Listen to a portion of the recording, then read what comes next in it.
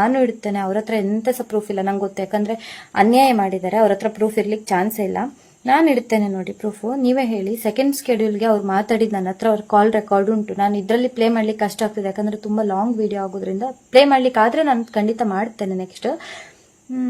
ಇನ್ನೊಂದು news channel ಎದುರುಗಡೆ ಹೋಗಿ ಕೂತಾಗ ನಾನು ಪ್ರತಿಯೊಂದು ಇಡ್ತೇನೆ. ಅಂತಂದ್ರೆ ಈಗ ನೋಡಿ, ನಾನು ಪರ್ ಡೇಗೆ 2.5 ಮಾತಾಡಿದ್ದೆ. ಯಾವುದು ಸೆಕೆಂಡ್ ಸ್ಕೆಡ್ಯೂಲ್ಗೆ 2.5 12 ಡೇಸ್ ವರ್ಕ್ ಮಾಡಿದ್ದೇನೆ. ಎಷ್ಟಾಗ್ತದೆ? 18K ಆಗ್ತದೆ. ಓಕೆನಾ?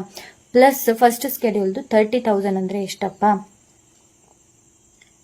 48,000. ನಂಗೆ ಕೊಟ್ಟದೆಷ್ಟು? 35,000. ನಾನು ಹೇಳಿದೆ ಪೆಂಡಿಂಗ್ ಇರೋದು 13,000. ಇವತ್ತು ನ್ಯೂಸ್ ಚಾನಲ್ ಅವರು ನಂಗೆ ಕಾಲ್ ಮಾಡಿ ಮಾತಾಡಿಸ್ತಾರೆ. ಆ ಮೇಡಮ್ ಹೆಸರು ನಂಗೆ ಗೊತ್ತಿಲ್ಲ. ಅವ್ರ ಹತ್ರನೂ ಮೇಡಮ್ ಇಷ್ಟೇ ಹೇಳಿರೋದು, ನೋಡಿ ನಂಗೆ ಅವರಿಂದ ಎಕ್ಸ್ಟ್ರಾ ₹1 ಬೇಡ. ನಂಗೆ 35,000 ಕೊಟ್ಟಿದಾರಲ್ಲ, ಸಾಯ್ಲಿ, ಅದು ಅಲ್ಲಿಗೆ ಮುಗಿತದು. ಕರ್ಮ ಅನ್ನೋದು ದೇವರು ದೇವರು, ನಾನು ನಂಬೋ ಕೊರಗಜ್ಜಾಗ್ಲಿ, ನಾನು ನಂಬೋ ಮಂತ್ರ ದೇವತೆ ಆಗ್ಲಿ, ರಾಯರಾಗ್ಲಿ, ಇವರೆಲ್ಲ ಇರೋದು ನಿಜ ಆದ್ರೆ ಆ ಕರ್ಮ ಅನ್ನೋದು ರಿಟರ್ನ್ ತಾಗೇ ತಾಗ್ತದೆ. ಇವತ್ತು ಕಣ್ಣೀರ್ ಹಾಕ್ಸಿದ್ದಾರೆ, ಎಷ್ಟೋ ದಿನದಿಂದ ಕಣ್ಣೀರ್ ಹಾಕ್ತಿದ್ದೇನೆ, ಅಷ್ಟು ಕಣ್ಣೀರ್ ಹಾಕಿದ್ದೇನೆ. ಅದು ಕರ್ಮ ಅನ್ನೋದು ಉಂಟಲ್ಲ.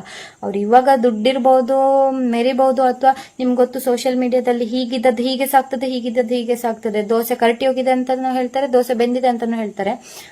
ಉಲ್ಟನೂ ಆಗ್ಬಹುದು. ನನ್ನ ಕ್ಯಾರೆಕ್ಟರ್ ಬಗ್ಗೆ ಪಾಸಿಟಿವ್ ಆಗಿ ಬರ್ಬೋದು. ನಾನು ಅದನ್ನ ತಲೆಗೆ ತೆಕ್ಕೊಳ್ಳೋದಿಲ್ಲ. ಎಂತಕ್ಕಂದ್ರೆ ಈಗ ಮಂಡೆಗೆ ನಾನು ತೆಕ್ಕೊಂಡ್ರೆ ನಂಗೆ ಆಲ್ರೆಡಿ ಮಂಡೆ ಬಿಸಿಯೇ ತುಂಬಾ ಉಂಟು, ಮತ್ತೆ ಪುನಃ ಅದನ್ನ ತೆಕ್ಕೊಳ್ಳಿಕ್ ಆಗುದಿಲ್ಲ. ಹೇಗೂ ಆಗ್ಬೋದು ಇದು. ಬಟ್ ಒಂದ್ ಹೇಳ್ತಾನೆ, ಕರ್ಮ ಅನ್ನೋದು ಯಾವತ್ತೂ ಬಿಡ್ಲಿಕ್ಕೆ ಚಾನ್ಸ್ ಇಲ್ಲ. ಅವ್ರು ಅಷ್ಟು ತಪ್ಪು ಮಾಡ್ಕೊಂಡು ಮೀಡಿಯಾದ ಎದುರು ಬಂದು ಯಾವ ಮುಖ ಹಿಡ್ಕೊಂಡು ಮಾತಾಡ್ತಿದ್ದಾರೆ ಅಂತ ನಂಗೆ ಗೊತ್ತಾಗ್ಲಿಲ್ಲ.